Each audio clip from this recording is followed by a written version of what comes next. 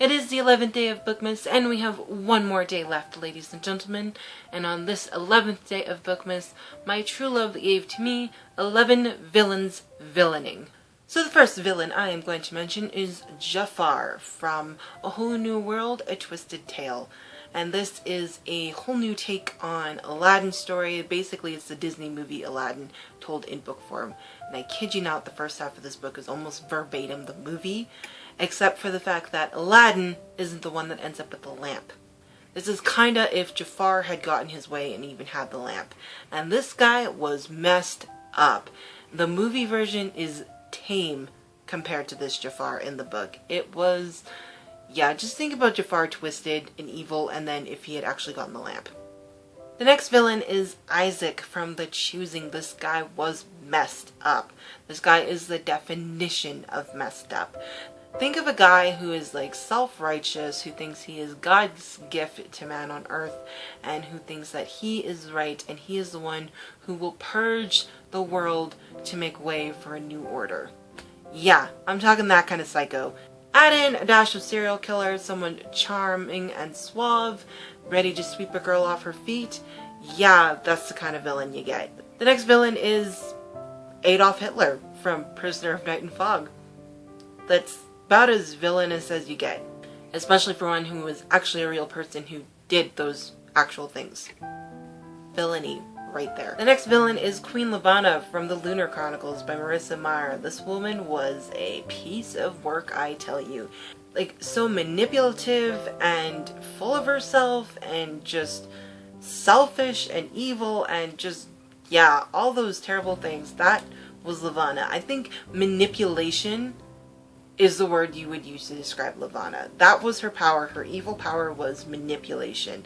And I couldn't handle her when I read Fairest. I had to stop reading Fairest just because I couldn't handle her. I had no sympathy for her. None whatsoever. Although a lot of people said you don't need to read Fairest to enjoy the rest of the series. I found with reading Winter though that I found there was some gaps missing that I think were in Fairest. So I think you might have to read a bit of Fairest to get the actual background from Lavanna, but I just couldn't do it just because she was such a manipulative, selfish jerk. Then we have Dr. Loudon from the Anomaly trilogy. This guy was an evil scientist genius, and I can't really tell you exactly all that he did because it's going to spoil the series for you, but oh my goodness. I mean, and you don't even suspect him of being so evil because he's this fragile looking little old scientist dude, and you kind of don't suspect someone that evil walking around in a lab coat. And then we have the Adderhead from the Inkheart trilogy by Cornelia Funk, which you meet mostly in Inkspell. Let's just torture people for fun in brown houses. And yeah, the guy was like, his favorite hobby was slitting throats. I mean, come on. Kidnapping people, torturing people, saying you're gonna free people and then killing people. This guy was just a villain, and he was written to be one of the worst villains. Then we have Kronos from the Percy Jackson series by Rick Riordan. Of course, he is the god of chaos, resurrected from the dead to bring down the destruction of Olympus and the world in general. How much more evil can you get than a guy who wants to destroy and bring about the end of all times? Then I chose President Snow / President Coin from the Hunger Games trilogy by Suzanne Collins. Yes, I threw President Coin in there just because I didn't like that woman. Spoiler alert. No, so President Snow, President Snow, let's throw people's childrens in an arena and watch them kill each other off to remind you guys to stay in line and not rebel against the Capitol. Our next villain is Smaug from The Hobbit by J.R.R. Tolkien, an evil fire-breathing dragon that chased an entire city of dwarves from their mountain so he can keep all the gold himself. Dwarves are fierce warriors as well as miners, and he chased out an entire city of them. I mean, how else do you go up against a giant furnace with wings, to steal Beaufort's line from the movie?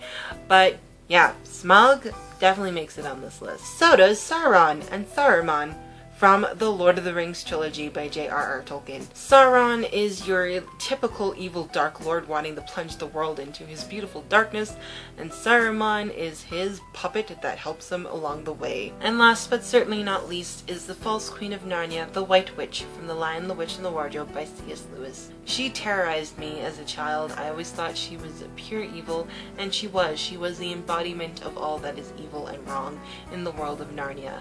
And thankfully, she gets her comeuppance in the end, but she represented evil itself. That is all I have for you guys today, and then we are finished for the 12 days of Bookmas.